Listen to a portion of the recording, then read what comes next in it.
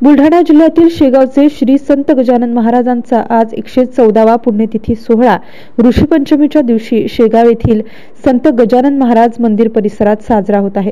यासाठी कालपासून दर्शनासाठी शेगाव येथे राज्यभरातून आलेल्या भाविकांची मोठ्या प्रमाणात गर्दी दिसून येत आहे। यासाठी राज्यभरातून 370 दिंड्या शेगाव शहरात दाखल झाल्या आहेत। आज दिवसभर संत गजानन महाराज मंदिरात विविध धार्मिक कार्यक्रमांनी पुण्यतिथी सोहळा होणार आहे। तर सकाळपासून भाविकांनी दर्शनासाठी रांग लावली आहे।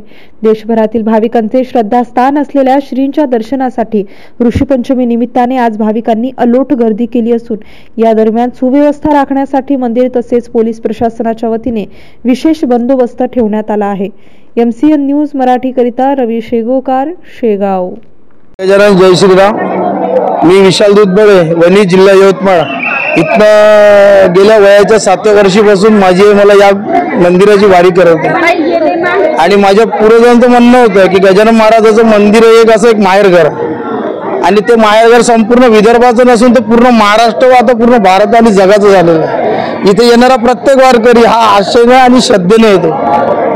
त्याची आशा आणि श्रद्धा त्या माहेरासारखी जी असते ती इथं मिळतं आणि इथली शांती, इथली शिस्त जे शंकरभाऊ सांगून गेले आणि ते आज दादाभाऊ चालवून राहिले, या सर्व सोयी सुविधा विश्वामध्ये कोणत्याच मंदिरात नाही आणि ती शांती सुद्धा कोणत्या मंदिरात नाही। आज आम्हाला इथं मिळते, वर्षानुवर्ष ही सर्वांना मिळत लावो व याचा गजानन महाराज सर्वांना आशीर्वाद लाभो ही श्री चरणी इच्छा।